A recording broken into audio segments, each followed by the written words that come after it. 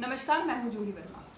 कुछ ही घंटों बाद पश्चिम बंगाल में चुनाव का दौर शुरू हो जाएगा, मतदान का दौर शुरू हो जाएगा। बाकी 5 राज्यों में भी चुनाव होने हैं। पहले चरण के मतदान से पहले सबकी नज़र ये जानने पर है कि आखिर मतदाता क्या सोच रहा है। खास तौर से जो पश्चिम बंगाल का मतदाता है बेहद साइलेंट है, उसमें भी महिला वोटर्स जिसे टीएमसी और बीजेपी दोनों अपनी ताकत मान के चल रही हैं, वो काफ़ी खामोश है।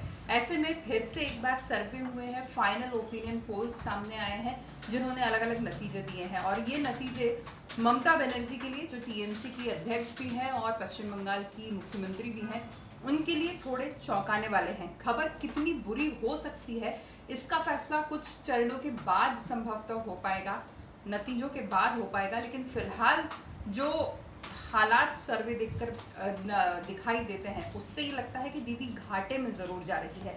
ये सर्वे है टाइम्स नाउ सी वोटर का। इस सर्वे के मुताबिक टीएमसी को इस चुनाव में 160 सीटें मिलने का अनुमान है। 294 सीटें हैं पश्चिम बंगाल के विधानसभा में, तो 160 सीटों के लिहाज से वो सरकार तो बना सकती है, लेकिन पिछले चुनाव की तुलना में 51 सीटों का घाटा हो रहा है। पिछली बार जब चुनाव हुए थे तो ममता बनर्जी की पार्टी ने 211 सीटें जीती थी, लेकिन इस बार सीधे 51 सीटों का नुकसान हो सकता है ममता बनर्जी को।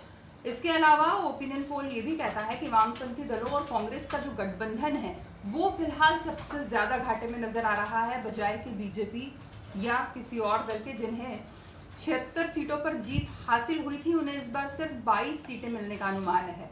इस तरीके से उन्हें 54 सीटों का नुकसान हो सकता है और ये जो बड़ा नुकसान हो रहा है दोनों को ही, टीएमसी को और वाम को, इनमें से अधिकांश सीटें जो है वो बीजेपी के खाते में जाती नजर आ रही है। एक पुराने आंकड़ों पर हम मोटा नज़र डालें तो टीएमसी को 2016 में 211 सीटें मिली थी। 2016 के विधानसभा चुनाव में बीजेपी को सिर्फ 3 सीटें मिली थी, लेकिन अब जब चुनाव हो रहे हैं तो अब बीजेपी को 112 सीटें मिलने का अनुमान लगाया जा रहा है, यानी 109 सीटों का सीधा फायदा बीजेपी को हो रहा है। हालांकि इतने के बाद बीजेपी अकेले सरकार बनाती नजर नहीं आ रही, लेकिन ये ममता खेमे में तृणमूल कांग्रेस के गढ़ में एक बहुत बड़ी सेंध है जिसका नुकसान ममता बनर्जी को आगे आने वाले सालों में हो सकता है, या त्रिशंकु सरकार की संभावनाएं भी बढ़ सकती हैं। वोट शेयर की हम बात करते हैं। जो टाइम्स नाउ और सी वोटर का ओपिनियन पोल है उसके मुताबिक टीएमसी के वोट शेयर में 2.8% की गिरावट का अनुमान है। 2016 में उन्हें 44.9% वोट शेयर था उनका, लेकिन 2021 में चुनाव में 42.1% हुआ, यानी कि 2.8% की वोट प्रतिशत की गिरावट हुई। आंकड़ा दिखने में छोटा है, लेकिन जब ज़मीनी स्तर पर इसकी बात होती है तो ये फ़र्क बहुत बड़ा होता है। जिस हिसाब से उनको 51 सीटें घटनी नज़र आ रही है, ये उसका नतीजा हो सकता है। बीजेपी का वोट शेयर जो है वो 27.2% का बढ़ा हुआ, उसमें बढ़त का अनुमान है। 2016 में ये 10.2 था, लेकिन 2021 में ये 37.4% हो सकता है। इसी तरह असम, तमिलनाडु, केरल के लिए भी सर्वे हुए हैं। असम की कुल 140 सीटों की बात करें तो यहाँ पर एनडीए को 5 सीटों का नुकसान होता दिख रहा है। 2016 में 74 सीटें मिली थी, इस बार 69 सीटों पर जीत मिलने का अनुमान है।